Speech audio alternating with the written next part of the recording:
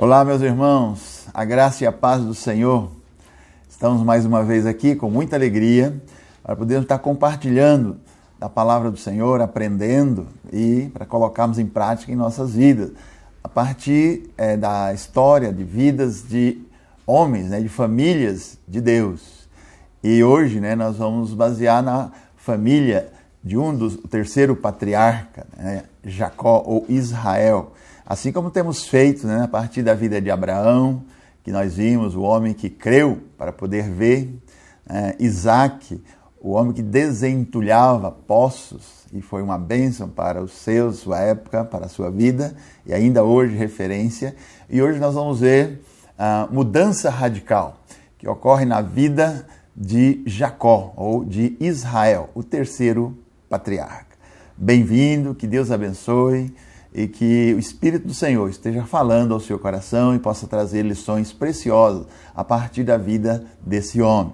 Uma vida movimentada, uma vida agitada desde o seu nascimento.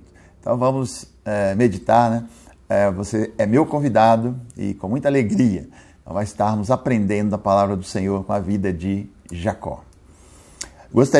O texto nós vamos basear, bastante longo, a história de Jacó, mas eu gostaria de citar, então, a partir do capítulo 25 do Gênesis, para que nós possamos nos situar na história de Jacó. Capítulo 25 de Gênesis, a partir do versículo 21, diz o seguinte: Isaac orou ao Senhor por sua mulher, porque ela era estéril. E o Senhor lhe ouviu as orações, e Rebeca, sua mulher, concebeu. Os filhos lutavam no ventre dela. Então disse: se é assim, por que vivo eu? E consultou ao Senhor, e o Senhor lhe respondeu: 2 nações há no teu ventre, 2 povos nascidos de ti se dividirão.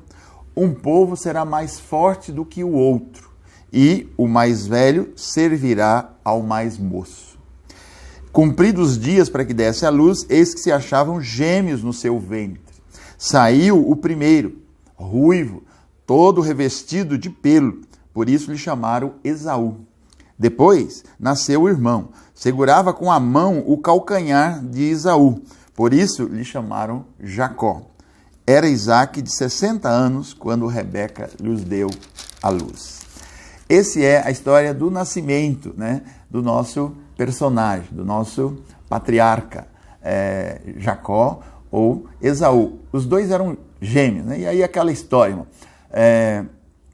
Gêmeos, até por questão de justiça, concebido ao mesmo tempo, gerado no mesmo lugar, no mesmo ventre, e nascem aí com diferença de minutos um do outro. No caso de Jacó, diz que nasceu segurando o calcanhar do irmão, ou seja, muito próximo um do outro. Ainda assim, isso tem implicações muito grandes, não só, especialmente naquela época, o primogênito, não importa quanto tempo ele nasceu antes do outro, mas ele tinha privilégio, recebia metade da herança, ele recebia o direito de usar o nome do pai.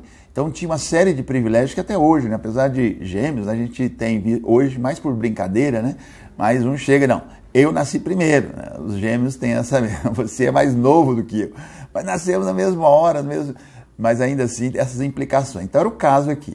Então, veja bem, o que é interessante, irmãos, é que a mãe, Rebeca, era estéril. A Bíblia diz que durante 20 anos Isaac orou pela sua esposa porque ela não engravidava, ela era estéril. E depois de 20 anos, diz que o Senhor ouviu a sua oração. Não só ouviu a sua oração, mas o plano de Deus estava bem definido e é bem claro a Bíblia. Deus respondeu para ela quando ela se preocupou porque os meninos brigavam no seu ventre. Nós que somos pais, Quem que não curtiu ou não curte, O filho gestando lá, seja homem ou menina, às vezes chuta, a barriga da mãe, empurra para cá, empurra para lá, quando é um. Agora imagine 2 que não só estão lá, mas que brigam. Então ela ficou tão assustada com essa briga no seu ventre que chegou: Senhor, o que está acontecendo aqui? Aí Deus fala assim: olha, é o meu projeto. 2 nações, 2 povos estão no teu ventre. E eles são divididos. E eles lutarão sempre. Só que aí já falou para Rebeca: o mais novo servirá ao mais velho. o mais velho servirá ao mais novo. Ou seja, Deus já tinha tudo planejado. E Rebeca ficou sabendo disso, Deus respondeu para ela. Então o plano de Deus, irmão, para as nossas vidas, para a sua vida, para a sua família, não é surpresa nenhuma para Deus, não vai estar sendo escrito por você. Foi escrito e determinado pelo Senhor, é escrito e determinado por Ele desde a eternidade. Essa é a soberania naquele Deus que nós cremos. Para a história da vida de Jacó, seria assim também.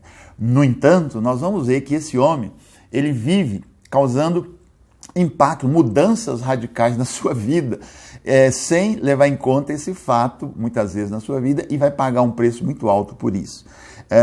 O que acontece aqui? Qual é a primeira mudança radical que gostaria de considerar na vida de Jacó? É o fato de que ele não aceitou ser o segundo. Ele viveu com um problema em relação a isso. E aí nós vemos logo depois que esses meninos crescem, e a Bíblia diz, no Gênesis 25 mesmo, aí do 27 em diante, que os meninos cresceram. E Esaú saiu perito caçador, homem do campo. Jacó, porém, era um homem pacato, habitava em tenda. Isaque amava Esaú, porque se saboreava da sua caça. Rebeca, porém, amava a Jacó. E tinha Jacó feito um guisado, um cozinhado, quando esmorecido veio do campo a Esaú, seu irmão, e lhe disse: peço-te que me deixe comer um pouco desse cozinhado vermelho, pois estou esmorecido. Daí chamar-se Edom. Disse Jacó: vende-me primeiro o teu direito de primogenitura. E ele respondeu: eu estou a ponto de morrer, de que me aproveitará o direito de primogenitura? E então ele disse a Jacó, então ele topou vender. E então disse Jacó: jura-me primeiro. Ele jurou e vendeu o seu direito de primogenitura a Jacó. Deu, pois, Jacó a Esaú pão e o cozinhado de lentilhas. Ele comeu e bebeu, e levantou-se e saiu. Assim desprezou Esaú o seu direito de primogenitura. A primeira mudança radical na vida de Jacó é a inversão, né? Por direito, ele comprou, né, o direito do seu irmão, que era o primogênito e que era considerado assim. Ele compra do seu irmão em troca de um prato de lentilha, um cozinhado, um guisado vermelho. Naquela região lá tem uma variedade de lentilhas que os grãos são vermelhos. Então você imagina, né? O Esaú voltou do campo faminto, cansado, né? Desidratado, chega a ver aquela comida cheirosa. Jacó cozinhava muito bem, puxou a sua mãe, que era uma exímia cozinheira, a Bíblia diz isso, e aí ele come, ele está faminto, e ele chega: deixa eu comer essa tua comida. E Jacó espertamente, então, aproveita a oportunidade de dizer: olha, eu sou o segundo, eu sou considerado o segundo, mas eu nasci agarrado no teu calcanhar. Eu te vendo, eu te deixo você comer, se você, em troca, reconhecer que eu sou o primeiro, que eu sou o primogênito. Esaú olhou assim e falou: eu estou a ponto de morrer de fome, o que me adianta ser o primeiro ou o segundo? Tá bom, vamos fazer o negócio, me dê a comida. Não, primeiro você tem que jurar. E tendo feito esse juramento, ele inverteu, então, por direito, declaração pessoal, e a palavra de um homem tinha o valor, né? Ele aceita, então, ser chamado de segundo. E aí, essa foi a primeira mudança radical na vida de Jacó. Ele, de segundo filho, né, ele passa, pelo menos de lei, porque o seu irmão garantiu sob juramento, ele passa a ter o direito de ser chamado de primogênito. Aparentemente, isso aí não teve nenhuma implicação, não teria nenhuma implicação, porque não era aceito, né? O pai não precisava aceitar isso e não iria aceitar. No entanto, para ele isso era importante. Então, ele faz a primeira mudança, ele muda a ordem do nascimento comprando isso aí. Muito bem. Isso então passou a ser ele por direito primogênito. Meu irmão, Deus já havia dito, muitas vezes a gente tenta ajudar o Senhor a realizar aquilo que Ele tem para a nossa vida. Deus já havia planejado: olha, o mais velho vai servir o mais novo. Então ele não precisava fazer isso porque Deus pode. Muitas vezes a gente acha que Deus não pode realizar o projeto para a nossa vida, para a vida da nossa família, nossos filhos. E aí a gente, às vezes, erra tentando ajudar Deus, né, a fazer isso ou aquilo. Descanse. Esse talvez seria o conselho para Jacó. Aprender a descansar no Senhor. Infelizmente, nesse momento, nessa idade da vida, Jacó não sabia fazer isso. Mas isso se repete uma segunda vez. Ora, ele era o primogênito de direito agora. Mas e de fato, quem ia determinar isso deveria ser o seu pai, ao transmitir a bênção, a herança para o irmão. E aí, de novo, nós vemos que, não vamos ler o texto, né? Mas nós temos aí, logo a seguir, né, a bênção que Jacó procede, que Isaac, né, o seu pai, profere ao primogênito. E esse primogênito, audaciosamente, engana de novo Jacó, fazendo uma mudança radical nos costumes da época. Qual foi essa mudança? O pai abençoava, né, de uma maneira especial o primogênito. E na cabeça de Isaac, o seu primogênito era Esaú. Não tinha conversa. Aparentemente, ele nem ficou sabendo dessa troca, desse negócio. Só que, quando o seu pai se prepara a fazer isso, a Bíblia diz que Isaac já era um homem velho e não enxergava mais, estava cego.